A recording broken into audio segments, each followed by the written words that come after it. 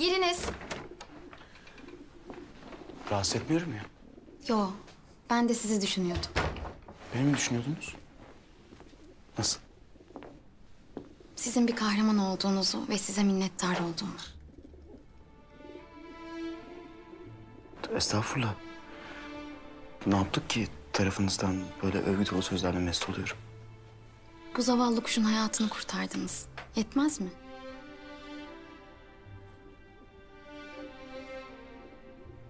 Önemli bir şey değildi. Az şeymiş şehzadem. Siz olmasaydınız bu kuş çoktan ölmüştü.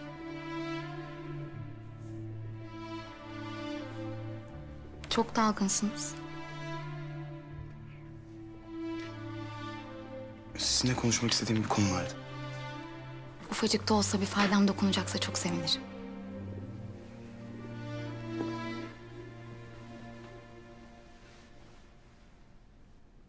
Diyelim ki sevdiğiniz birini istemeden de olsa zor durumda bırakacaksınız.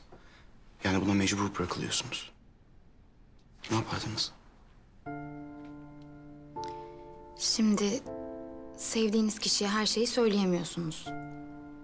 Ama yapmaya mecbur olduğunuz şey ona zarar verecek. Aynen öyle.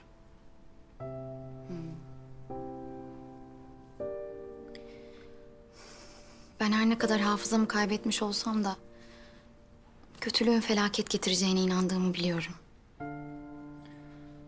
Mecburum. Mecburum. Mecburum.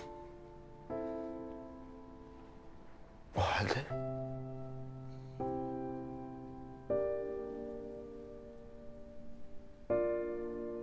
O halde sevdiğiniz kişiyi ikaz edin.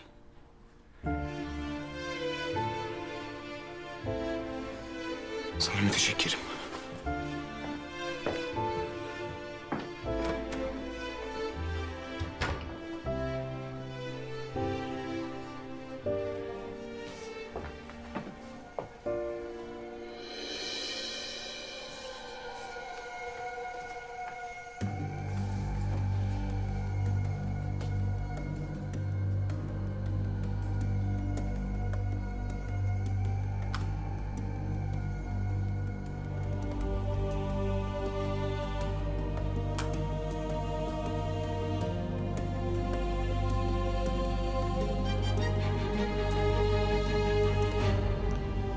Canımıza kasteden hain bizim sandığımızdan çıktı, öyle mi? Onu takip ettim. Ama maalesef Kuruçeşme tarafında kaybettim sultanım. Hünkârım izin verirseniz. Vermiyorum paşa. İzah istiyorum, izah. Bu sandık benim hususi mührümle mühürlenmedi mi? Bizzat ben mühürledim sultanım.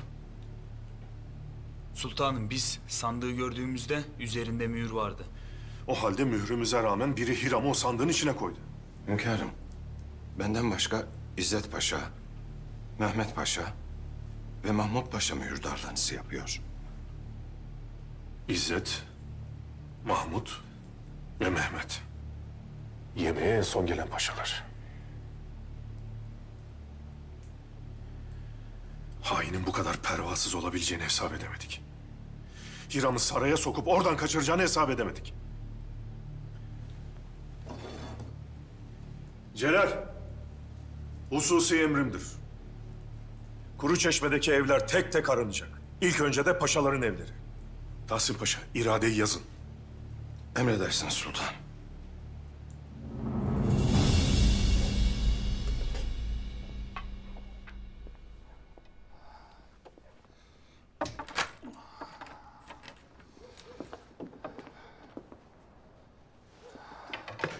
Azime!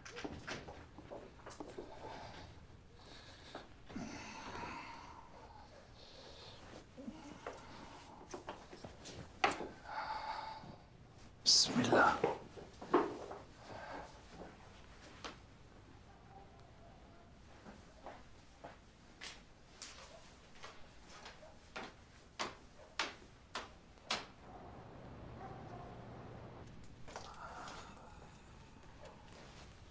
Hoş geldiniz.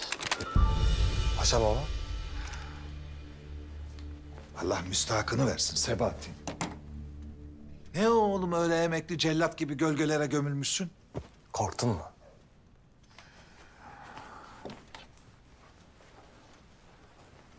Abdülhamit'ten kellemi kurtarabilmek için atmadığım takla, yapmadığım cambazlık, hokkabazlık kalmamış. Sen bana korktun mu diye soruyorsun. Tövbe tövbe. Ne oldu? Anlat. Bugün şehzademiz az daha her şeyi anlatacaktı. Son anda durdurdum. Sen yarın şu Abdülkadir'e bir git. Abdülkadir'le aramı bozmam işimize yaramaz. Oğlum, ben sana Abdülkadir'le aranı boz mu diyorum. Bilakis daha da sıkılaştıracaksın. Gerekirse beni kötüle. Yeter ki istediğimi versin. Ne istedin ondan? Dayısına cellat olmasını. Cellat mı? Abdülkadir çok bencildir. Ama sineği bile öldüremez. Ondan cellat olur mu? Nefsine hakim olamayan insandan her şey olur. Gözünü bile kırpmadan en sevdiklerini ateşe atar bunlar.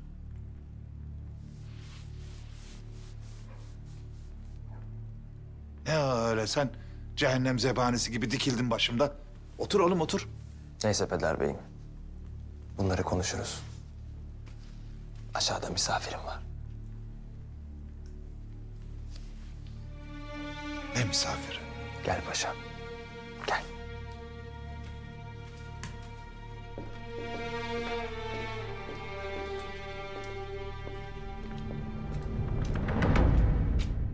Ne işin var burada?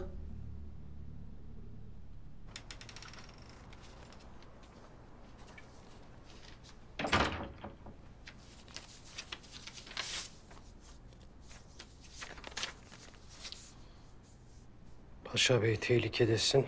Yarın sabah saat 8'de Alman konsolosluğunda buluşalım.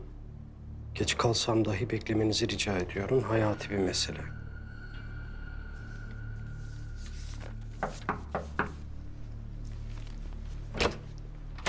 Paşam, tekrar rahatsız ediyorum. Lakin saraydan askerler geldi. Kapıdalar. Alayım mı?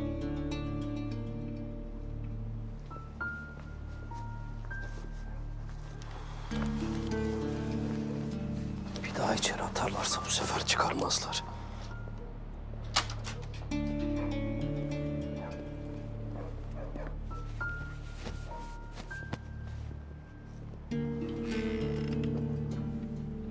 Hayırdır Celal, gece vakti? Kuruçeşme'de bir kaçağı arıyoruz paşam. Hünkârımızın emridir. Arama yapacağız. Önce müşahede altına alınıyorum. Şimdi de gece vakti baskın gibi evimde aramaya maruz kalıyorum. Oyun mu oynuyorsunuz benimle? Paşam, sultanımızın hususi olarak şu evi arayın diye bir emri yok. Biz sadece sizin eviniz değil, buradaki bütün evleri arıyoruz. Sen de kimsin?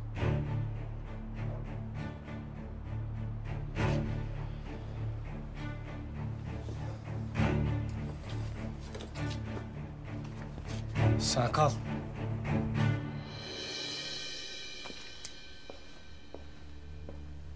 Senin burada değil, gemide olman lazımdı be adam. Şu sultanı kurtaran herif yüzünden. 2'dir ayağıma dolanıyor. Kabus oldu herif bana. Hey Allah'ım, hey Allah'ım. Ben nelere riske atıyorum. Seni saraya sokuyorum. Sandığa gizliyorum, gemiye yolluyorum. Sen kalkmış mutfağımda peynir yiyip şarap içiyorsun. Nereden soktun bu şarabı? Götür sakla şunu. Peyniri de azar azar ye. Öyle el gibi kesip kesip kileri bitireceksin.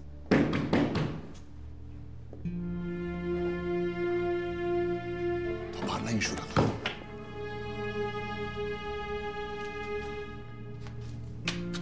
Sana padişahın emri diyorum bir adam. Niye anlamıyorsun? Burası da paşanın evi yüzbaşım. Neler oluyor Kahya? Paşam, mani olmaya çalıştım ama dinletemedim. Neler oluyor Celal Efendi? Gece gece rahatsız ediyoruz. Kusura bakmayın paşam. Hangi cüretle? Sultanımıza suikast girişiminde bulunan haini her yerde arıyoruz. Hünkârımızın emri dışında hareket etmiyoruz. Az evvel komşunuz Mehmet Paşa'nın evini de aradık. Burayı da arayacağız, izninizle.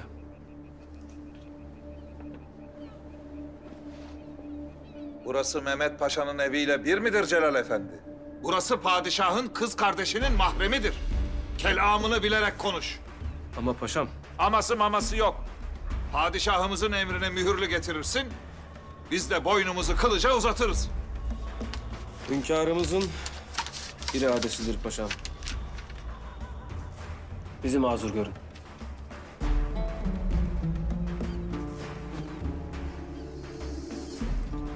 Madem padişahımız evimizin aranmasını emretmiş, buyurun içeri girin Celal Efendi.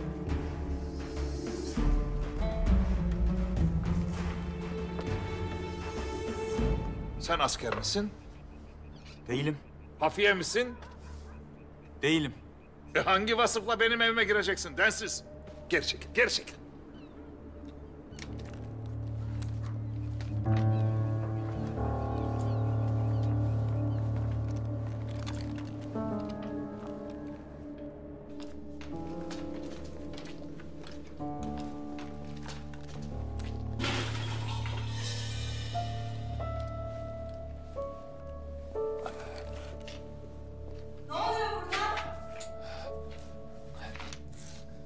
Seniha'nın hiddetinden kork Celal Efendi.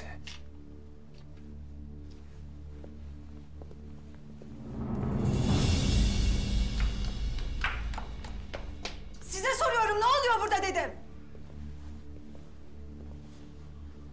Hünkârımıza suikast düzenleyen alçağın Kurçeşme civarında gözden kaybolduğu görülmüştür. Tedbir amaçlı bakmıştık. Çıkın. Çıkın dışarı dedim. Hat bilmezler. Densizler. Ben size söylemiştim Celal Efendi, hadi uğurlar ola.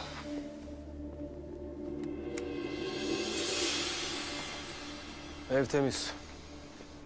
Kim bu? Mahmut Paşa. Hünkârımızın kız kardeşi Sena Sultan'ın kocası. Niye sordun? Hiç. Sena Sultan'ı çok kızdırdık. Çok. Ya Celal ağa, ben böyle takıldım peşine geliyorum zaptiye gibi. Ben işime gücüme bak. Sen hünkârımıza hürmetlerimi ilet. Biz de arabacılığa devam. Olmaz öyle. Gel kendin söyle. Vazifeyi safsakladığın düşünülmesin.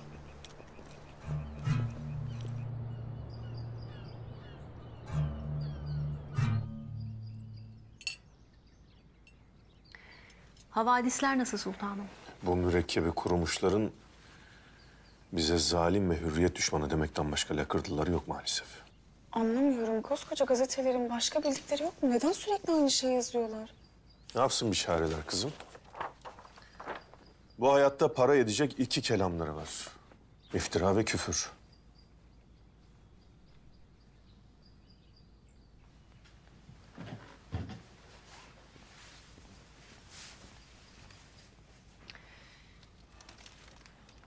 Soğanlı yumurtanızdan daha almamışsınız bile. Halbuki ben bunu sizin için ellerimle yapmıştım. Bakın şimdi bu malumattan sonra soğan ve yumurtanın gözümde başka bir mana kazandığını bilmenizi isterim sultanım.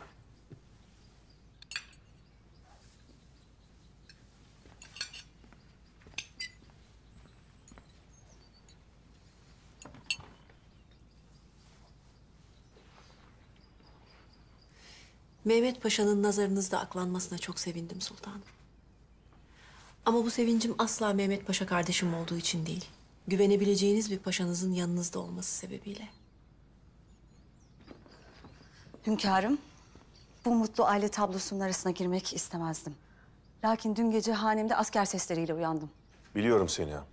Benim emrimle bana silah çeken caniyi arıyorlardı.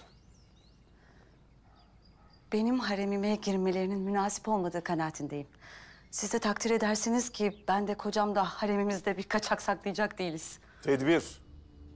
Kardeşim, tedbir. Pekala siz fark etmeden evinize girmiş olabilirdi.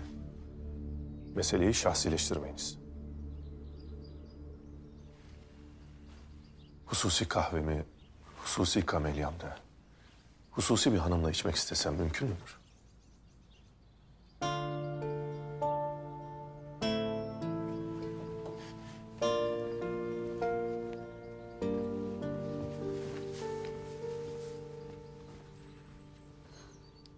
Biz kardeşimizin tedbir için tutulmasına ses etmezken sizin evinizin aranmasına bu denli tepki vermeniz. Seniha Sultan, abinizin de bir sabrı var.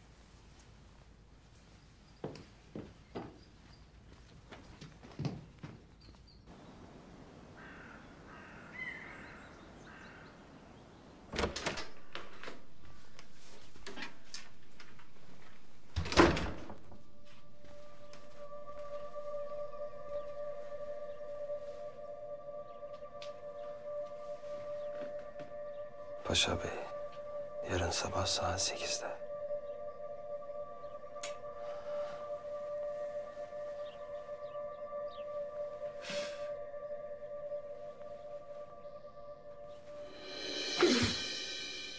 Sakin ol şehzadem.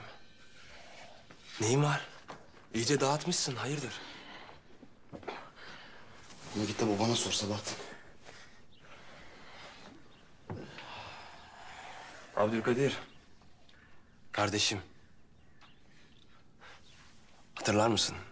Çocukken Maslak çiftliğine mesireye gitmiştik. Sen Sarıyer'i merak ediyorum deyip beni ikna etmiştin de kaçmıştık. Denize atlamıştın da seni boğulmaktan kurtarmıştım. Ya madem yüzme bilmiyorsun, ne diye atlıyorsun ki denize zaten? Ben denize atlamamıştım. Sen itmiştin beni.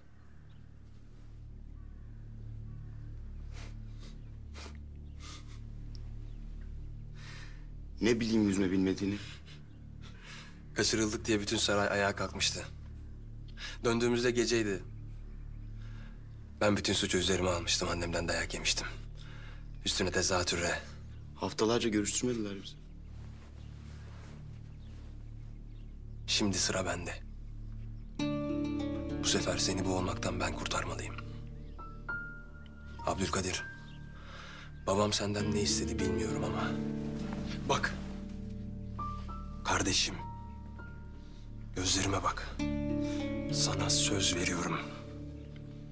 Yemin ediyorum. Babam ve senin aranda bir seçim yapmak zorunda kalırsam... hiç düşünmeden senin safında yer alırım. Hiç düşünmeden. Ama şimdi... lütfen. Ne istiyorsa yap. Anladım ki babamın gözü dönmüş. Güven bana. Yap.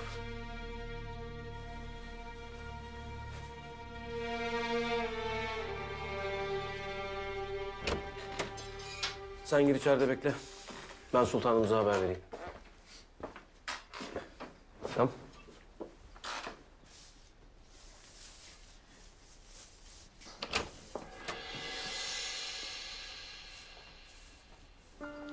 Korkuttuysam affedin.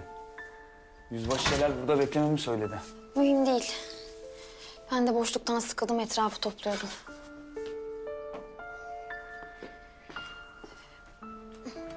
Müsaadenizle yardım edeyim. Sağ olun.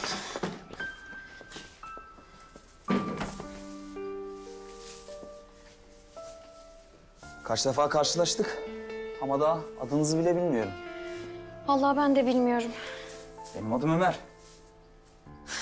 Yok, o manada söylemedim. Ben de gerçekten kendi adımı bilmiyorum. Bir kaza geçirdim. Hafızamı kaybettim. Hiçbir şey hatırlamıyorum. Haliyle adım da. Ama ben şimdi sizin için çok önemli bir şey hatırladım.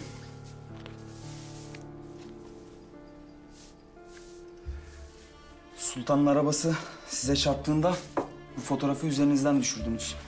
Yanıma aldım ama vermeye fırsat bulamadım. Kısmet bugüneymiş. Bir köy yeri.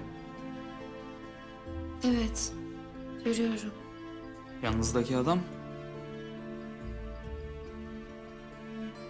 belki de kocanız. Bilmem. Belki de.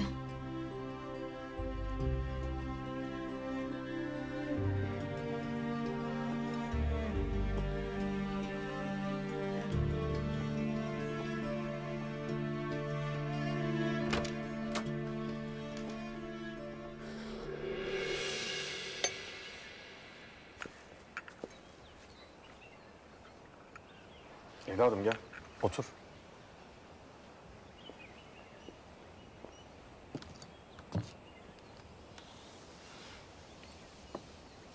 Hünkârım. Sinemde çelikten bir kasa var ki içindeki sırrı taşıyamıyorum. Beraber taşıyalım evladım. Söyle. Haznedar kızın öldürüldüğü gece kilerin oradaki gizli geçitten saraydan çıktım. Maksatım birazcık eğlenceydi. Ama aksilik oldu. Geç vakitte odama döndüm. Öldürülen kızı o gece hiç görmedim. Zaten tanımam da.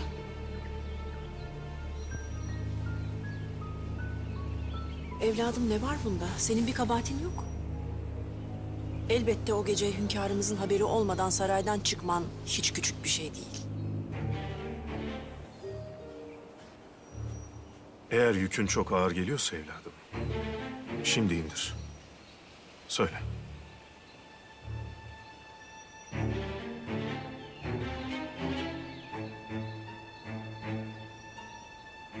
Saraydan tek başıma çıktım. Ama odama geri geldiğimde yanında biri daha vardı. Kim? Dayım. Dayım Mehmet Paşa.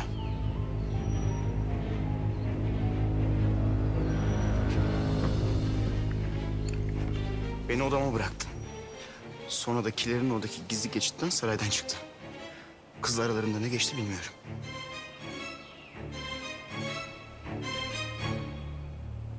Tahsin Paşa! Yaveren bölüğünü hazır edin. Mehmet Paşa'yı tutuklayın. Yalan söylüyorsun.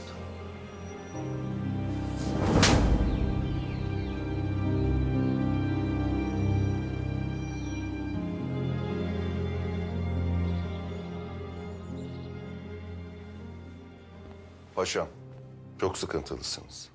Sizin için yapabileceğim bir şey varsa lütfen söyleyin. Yapabileceğinizi yaptınız Sefir Bey. Teşekkür ederim. Sanırım gizemli misafirim gelmeyecek.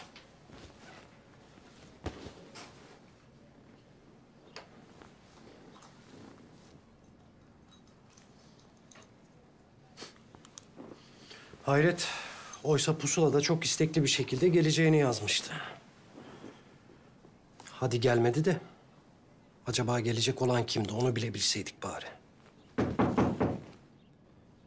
Gel.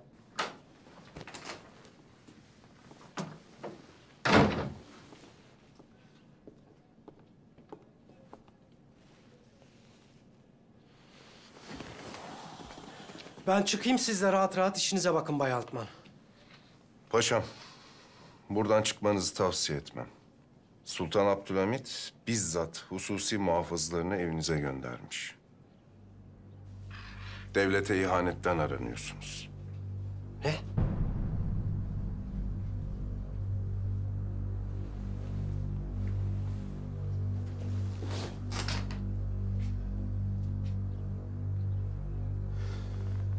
Birileri bizim kellemizi almaya yemin etmiş anlaşılan.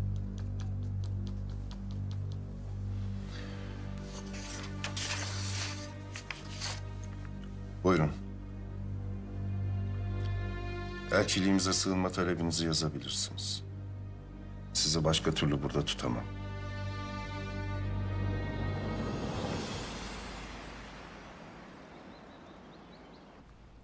Kimsin sen?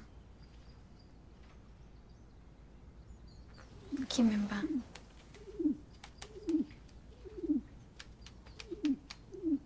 Her şeye rağmen kanat çırpmak mı lazım diyorsun? İyi de ben kanat çırpmayı çoktan unuttum ki. Yaran mı depreşti senin? Gel bakayım buraya. Gel. Gel.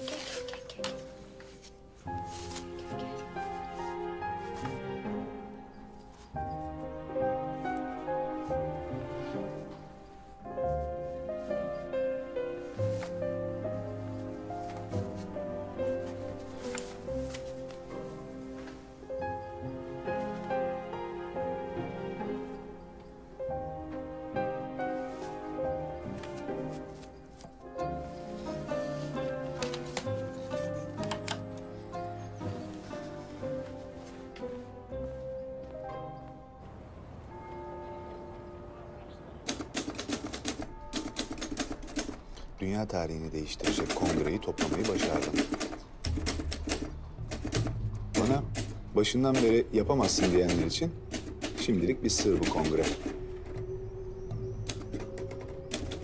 Osmanlı'daki dostumdan haber geldi. Yakında demiryolu parasının himayesini üzerine alacakmış. Şimdilik sana bu zarfı ve kongredeki fotoğrafımı bırakıyorum. Sır kitabım. Sen de benden sonra tarihe bırakacaksın.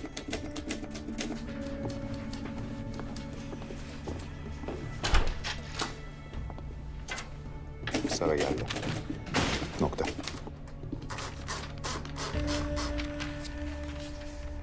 Kongrede toplanan 57.000 altın. Bir hesapta topladım hepsini. Bu yaprakta bütün Yahudilerin geleceği var. Saçmalama Herzl. Bu parayla banka kuramayacağını biliyorsun. Ama sana bir haberim var. Bay Parvus sana sonsuz kredi açmanın sözünü verdi. Bunu yapmayacağım. Onların parasını alırsam Yahudi devleti onların olur. Onlar olmadan devleti kurabileceğini mi sanıyorsun? Bu güç sadece bizim elimizde olmalı. İpimizi kimsenin eline veremeyiz. Bunu nasıl yapacaksın Herzl? Gerçekçi ol lütfen. Mahmut Paşa'dan bir telgraf geldi. Yahudi Bankası'nı Müslümanların demiryolu için sultana gönderdikleri yardım paralarıyla kuracağım. Bu bankayı kurunca ne olacağını düşünüyorsun Herzl? Sultanın karşısına çıkacağım ve dile benden ne dilersen diyeceğim. İstersen senin için demiryolunu yapalım ya da hazineni dolduralım. Yeter ki bize Filistin'de biraz toprak ver. Yani sultanı önce dolandıracaksın, sonra da pazarlığa oturacaksın. Bu dolandırıcılık değil, ticaret. Biz ticareti iyi biliriz Sara. Mahmut Paşa o kadar parayla İstanbul'dan çıkıp buraya gelebileceğini sanıyor.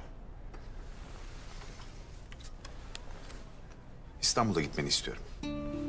Ona yol göster.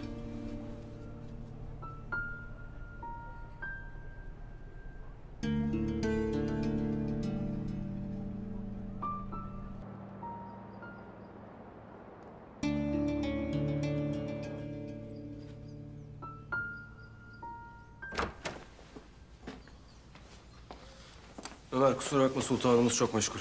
Ne kusur Celal ağa? Al bu iradeyi. Girip çıkarken gösterirsiniz rahat olur. Eyvallah.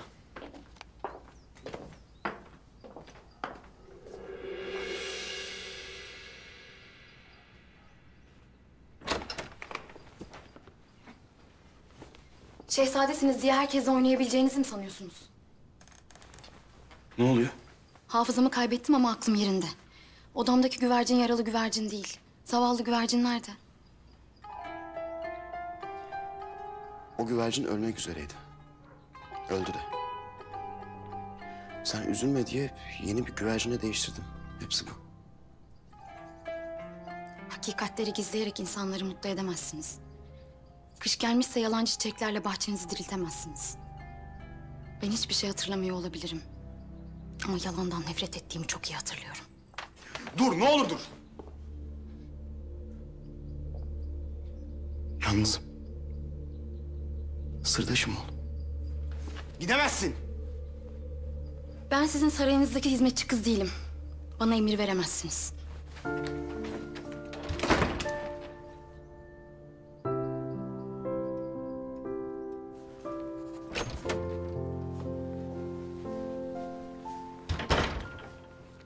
Hünkârım. Maruzatınız her neyse hemen söyleyiniz. Zira işin başımdan aşkın. Kardeşim Mehmet Paşa'nın kabiliyetleri belki azdır. Devlet işlerinde hataları da olabilir. Ama biliyorsunuz, size asla ihanet etmez. Onu suçlayan ben değilim ki beni ikna edesiniz. Onu suçlayan oğlunuz. Abdülkadir yanılmış olabilir. Sadece bir kişinin sözleriyle bir paşayı suçlu mu göreceksiniz?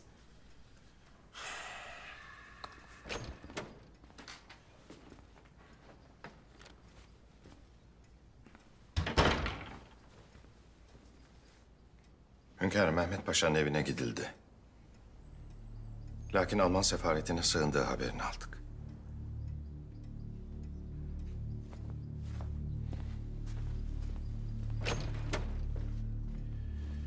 Bu hakikat kardeşinizle ilgili gerçeği görmek için yeterli mi?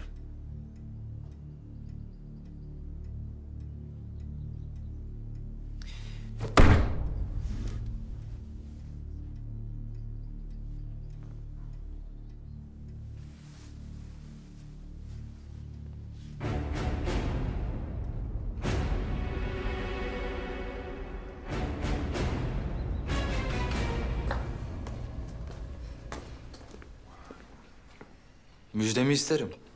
Hayırdır? Şehzade, şeytanın kulağına fısıldadığı yalanları babasına bir bir okumuş. Teessüf ederim Sebahattin. Koskoca Mahmut Paşa'ya şeytan mı diyorsun sen? Şeytan bile ondan ders alır, ders. Yok canım. Mehmet Paşa da Alman konsolosluğuna sığınmış. Aha. Havadise bak, havadise. Abdülhamit'in en sevmediği şey bir paşasının memleketine gidip sefaretlere şikayet etmesidir.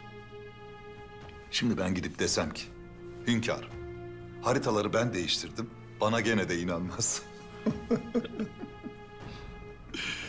Vesselam Hiram Efendi, vesselam. Kalk hadi kalk, hemen gidip Alman sefaretinden sığınma talep edeceksin. Abdülhamit'i, hazinedar kızı öldürenin ve haritaları değiştirenin Mehmet Paşa olduğuna ikna ettik. Şimdi sen Alman konsolosluğuna gidip sığınma talep edince ne yapmış olacağız? Suikasti de Mehmet Paşa'nın üzerine yıkmış olacağız. Boş kalan şeytan kuyruğuyla oynarmış. Hadi kalk, kalk!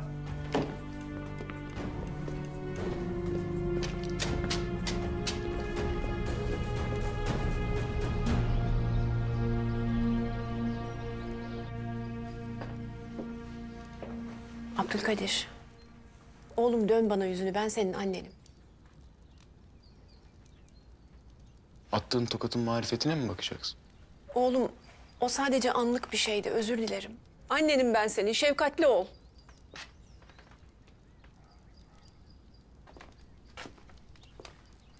Şefkatli olmasaydın babama attığın tokatı söylerdim.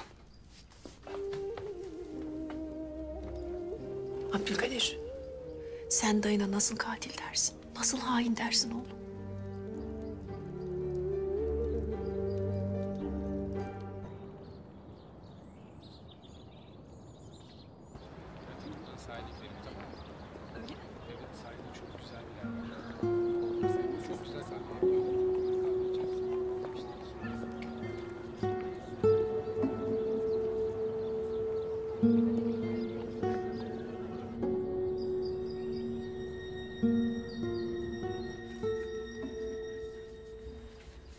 Hünkârım, sizin için üzülüyorum. İnsanın en yakınlarından ihanet görmesi çok zor olmalı. Gölgem bile güneş doğduktan sonra beni terk ediyor, yalnız bırakıyor seni. Ben güvenmem ama hüsnü zan ederim. Hünkârım, Bidar Sultan iyi değil. Siz Kamelya'dan gittikten sonra gözümün önünde Abdülkadir'e tokat attı. Korkarım ki kardeşinin yükünü taşıyamaz.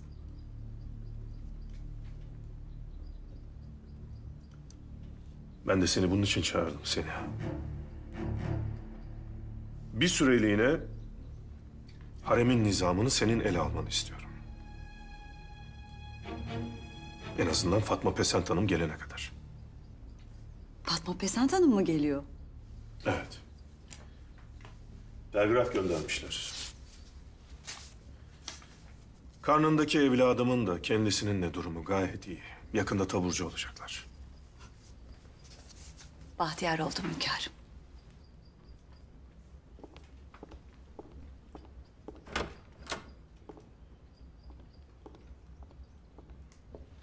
Gel Tahsin Paşa.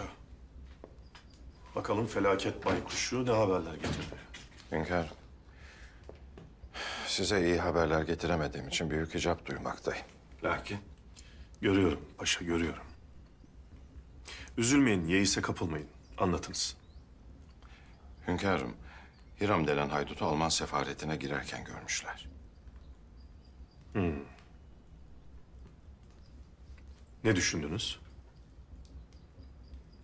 Mehmet Paşa'nın haritaları değiştirmiş olabileceğine inanabilirim. Ama size suikast tertip edenlerle iş tutacağına inanmazdım. Evet. Sadakatini satanların hayatı ucuz olur paşa.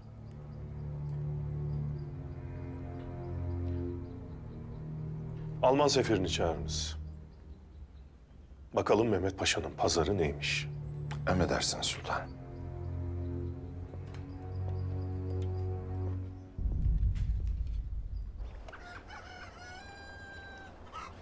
Demek gözlerinle gördün. Suikast meydanında padişah için can feda diye köftehor kendi koluna kurşun bastı. Tam da öyle Ferman ağa. Ama emin değilim. Suikast meydanında gördüğüm adam Mahmut Paşa mıydı? Mahmut Paşa yapar o fırıldak, yapar. Sen bu Mahmut Paşa denen adamı tanıyor gibisin Ferman ağa. Tanımaz mıyım? Abdülhamit Han'ın tahta çıktığı ilk yıllarda Skalyeri Aziz Bey komitesi darbe yapmak istedi. Başaramadılar. Bu Mahmut Paşa'nın da o komitenin içinde olduğu söylendi. Bir süre tutuklandı, sonra aklandı, serbest kaldı. Ama hırsı hiç bitmedi. Adam kendine sıka sıka yükselmiş ha ağam. Ben silaha tövbe etmeden evvel Mahmut Paşa, Ermeni, Rum, Yahudi hiç fark etmez. Ne kadar İstanbul artığı varsa iş tutardı. Sonra çapulcularla düşüp kalkmayı bıraktı. Zannımca kendine daha yağlı ortaklar buldu.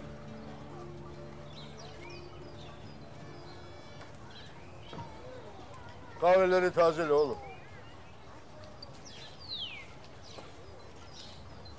Gel gel. Lan oğlum burada Ferman ağa konuşuyor. Kulak versene biraz. İşin gücün boş işler. Elin işte gözün oynaşta. Sen kendi işine baksana oğlum Allah Allah. Ne yaparsan yap, çorbacı Asım Usta'nın oğlusun işte. Ama saraydakilerle aşık atmaktan geri kalmıyorsun. Bir gün başımızı yakacaksın haberin olsun. Yusuf, padişaha silah doğrultuyor hainler. O namlunun ucundaki devletimiz, dinimiz, namusumuz. İyi de sen ben ne yapabiliriz ki? Kardeş bilmez misin? İşine mi gelmez? Efendimiz Aleyhisselatu Vesselam ne demiş? Yanlışı gördüğünüz yerde elinizle, elinizle yapamıyorsanız dilinizle, ona da gücünüz yetmiyorsa kalbinizle buğz edin. Ki bu da imanın en zayıf derecesidir. Dememiş mi? Demiş. Ben bu meseleyi çözmeden duramam. Bir de adamın yüzünü hatırlamıyorum diyorsun. Yüzünü hatırlamıyorum ama kendi koluna sıktığını hatırlıyorum. Yürü, paşanın evine gideceğiz. Eğer kendine sıktıysa hekim falan uğruyordur bunun evine. Gidelim de senin de saraya girmek için bahanen olsun değil mi? Bu sarayda başka işler peşinde ağam haberin olsun. Ne işleri oğlum? Vallahi ben bilmem. Kıza nasıl baktığını gördüm. Ferman ağam. Ömer. Yok be ağam.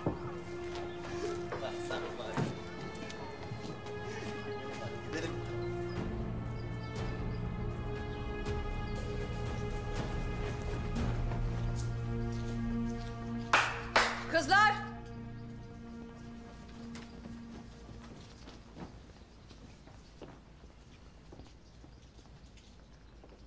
Hünkârımızın hemşiresi Seniha Sultan bir müddet haremin mesuliyetini eline almıştır. Kızlar, haremin vaziyeti ortadadır. Çok sevdiğimiz kızlarımızdan bir tanesi maalesef katledilmiştir. Devletimize hariçten ve dahilden hücum edilmektedir. Malumunuzdur, Bidar Sultan kardeşinin meselesiyle meşgul. Bu vaziyette ondan haremle alakadar olmasını beklemek zulüm. Kızlarımızın uyku vakti ne zaman Zülfet Kalfa? Bir uyku vakti belirlenmedi efendimiz. Ya. Gece ayakta olanın ayağına bela dolaşır derler. Bundan böyle yatsı namazından 1 saat sonra yatılacak. Anlaşıldı mı? Evet, efendimiz. Herkes kurallara, kaidelere bağlı olarak işine bakacak. İşi olmayan ortalıkta gezmeyecek. Gitsin odasında kitap okusun, ibadetle meşgul olsun, musiki çalışsın. Ama kimse boş durmasın, hiç kimse. Anlaşıldı mı? Evet. Güzel. Hadi herkes içine, hadi.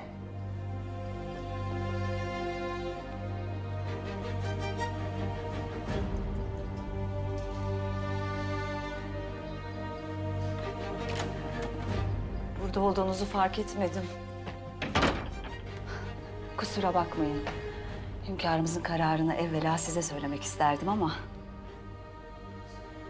Hünkârımızın kararı öyle mi?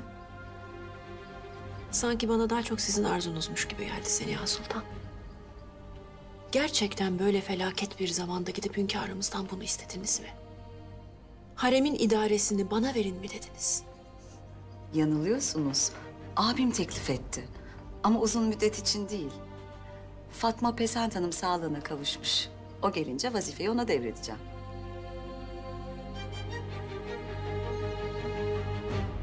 Ben gidip bir hünkârımızla konuşayım. Bence gitmeyiniz. Muhtemelen sizinle görüşmeyeceklerdir. Hatta belki sizi boşamayı bile düşünüyor olabilir. Malumunuz daha önce Safine Hanım ve ailesinin had bilmezliklerinden ötürü boşanmıştı.